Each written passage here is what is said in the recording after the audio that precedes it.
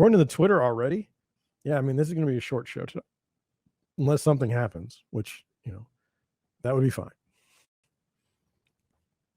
Markets in Mayhem says, always an encouraging sign when withdrawals are being limited, right? Blackstone limits withdrawals at $125 billion property fund as investors rush to the exit. Well, that's not good. What do they know? It says, this is Daniela Gabor. She wrote this. The private equity group met only 43% of redemption requests from investors in the Blackstone Real Estate Income Trust Fund in the month of November, according to the notice it sent to investors on Thursday. Shares in Blackstone fell as much as 8%.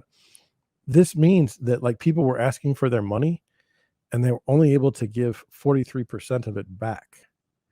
And then Adam Tooze writes, as Danielle Gabor says, the Blackstone news is a very, very big deal. Will the panic spread across REIT? Will the Fed respond? So, I do cover residential real estate mostly, but commercial real estate, mortgages, those things everything is in construction. Anything related to finance, even used car sales. All of it's related to the way the Fed controls the borrowing rate in the United States. And so you see increases in asset values when the Fed is, in my opinion, doing the wrong job. They're creating bubbles in housing, creating it in finance, creating it in the automotive sector. I mean, it's just not good. But we know that Credit Suisse has some problems, okay? Or had some problems. But we thought that, some thought that was contained. Now with this nugget, people are starting to, and we know that the one crypto exchange ate it. I don't know, there's things eating it. That's not good. Now, if we start seeing private equity eat it with their property ownership, it's not good. Not a good thing. Moving on. Allie Wolf, she says, I found there's two housing camps with regards to buyers. Camp pent up demand, waiting for buyers to get off the sidelines and hurry back into the market, or camp pulled forward demand, referencing how many buyers rushed into the market since 2020. What camp are you in?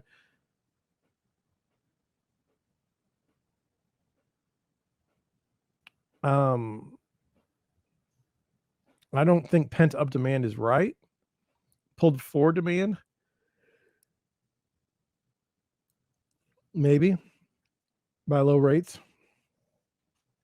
I don't know. I'm going to go pulled forward. Let's see what you say. Oh, 57.3. I'm within the group. I'm like a winner right now. Only 515 votes. This was another tweet. This is from Sid Prabhu. What will Team Transitory blame the next inflation spike on? Oil commodity sectors, China, still transitory.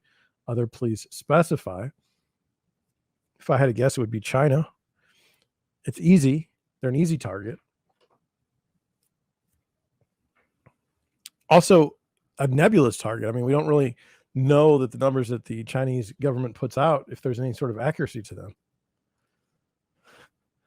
It's a communist country. They're allowed to do whatever they want to with their numbers. That's why I've always been concerned about other things, quote unquote, so I don't get kicked off of YouTube. Yeah, China, easy one. This was an interesting one. This fellow here, Zhang Tao, he is bullish on Opendoor. Says two important issues on Opendoor. That's the stock. Terrible Q3 results. The first one, how close is Open going bankrupt without running out of cash?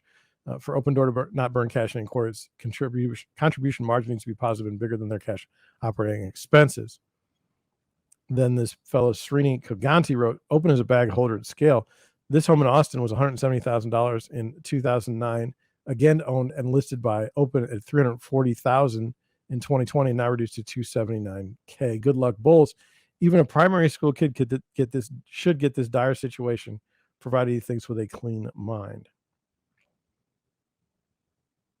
It's a very bad business model The iBuying business model is a very bad one when like they need to buy houses, okay, and then sell them for more than what they bought them for.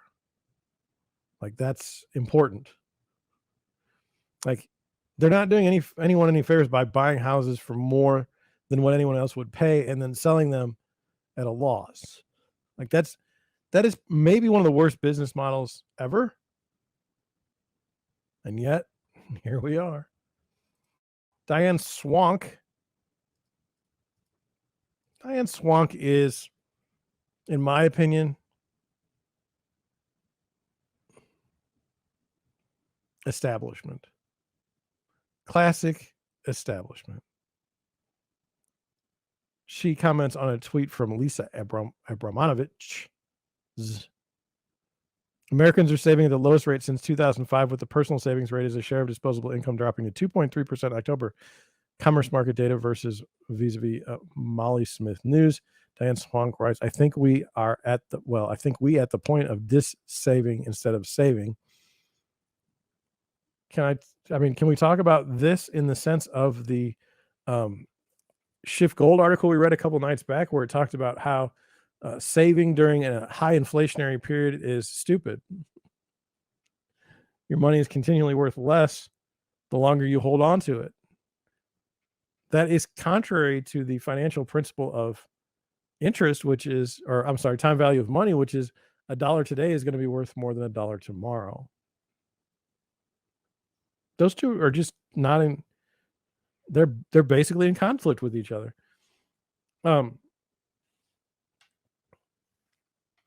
My thing would be, why would you save? Like, we talked about this in 2006. It's like, who's putting their money in a bank? Like, what about a brokerage account, right? That would be a place to put your savings if you had it. And so I don't really think that this, I just don't feel like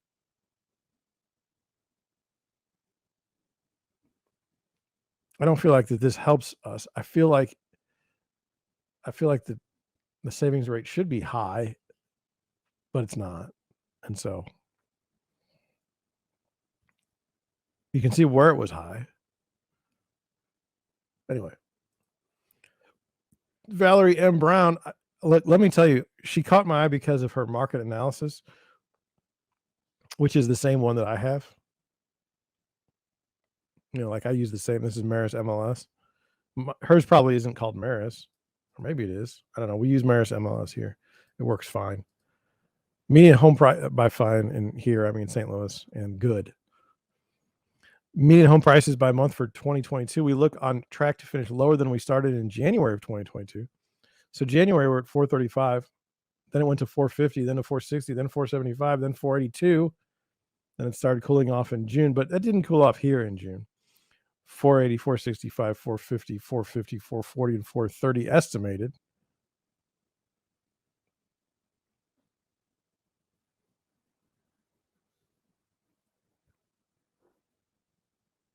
It's not good. But I'm house prices going down. Who does that hurt? People that bought houses recently, puts them in a negative equity situation. Not good. If you've owned a house though since like 2000 and you've done relatively decent upgrades of your home over time, you're probably sitting on something pretty good, even if the housing market goes south. Moving on. We are flying through things at a pace that I have not been able to fly through things in a long time. I don't know. I must be tired or something. Like I don't have the words that I normally have, which maybe that's a good thing. I don't know. Let me know in the comments if you think that the show's going smoothly tonight, or in the chat. So this is from Lance Lambert. It says the U.S. housing market got objectively bubbly during the pandemic housing boom. I recommend reading this piece from top to bottom. There's a lot of Fed commentary we need to unpack, and I'm not going to read it tonight. Fortune magazine sometimes does some, Fortune.com does some stupid articles, but then they have Lance Lambert. He writes good articles. I'm not interested. I'm just going to do this tonight. Maybe we'll catch it tomorrow. It's pretty clear that the top Fed officials believe the U.S. housing market overheated during the pandemic and a housing bubble formed during the pandemic. Well, because of your low cost to borrow. I mean, it's 100% your fault because you thought that inflation was transitory, which that was a joke. Spiked mortgage rates will help balance the housing market, says Powell in June of 2022. Now, look, with the 30-year fixed pulling back seemingly every day, that puts a kink in that plan. You understand. We're in a difficult housing correction, Powell says, and no poor underwriting this time, which is not good because they make the assumption, which I think is incorrect, that stronger lending practices will keep people from going foreclosure and not being able to pay the banks. But what they don't seem to understand is people, when they see their value of their home diminish greatly, they just stop making payments altogether. It doesn't matter that they could make the payments. It's that they don't want to. Ask me how I know 2007. I was around.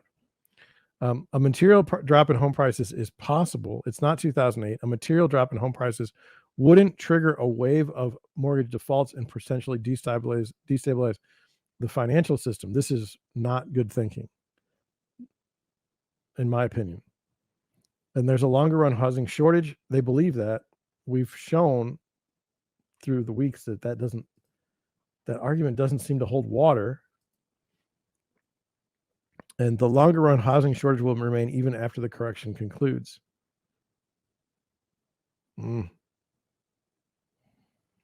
It's like they believe they know more than everyone else. They're the smartest guys in the room. They could be right. Let's hope that they are. The alternative is not good. That, my friends, is the end of the tweets for tonight. That's how fast it went.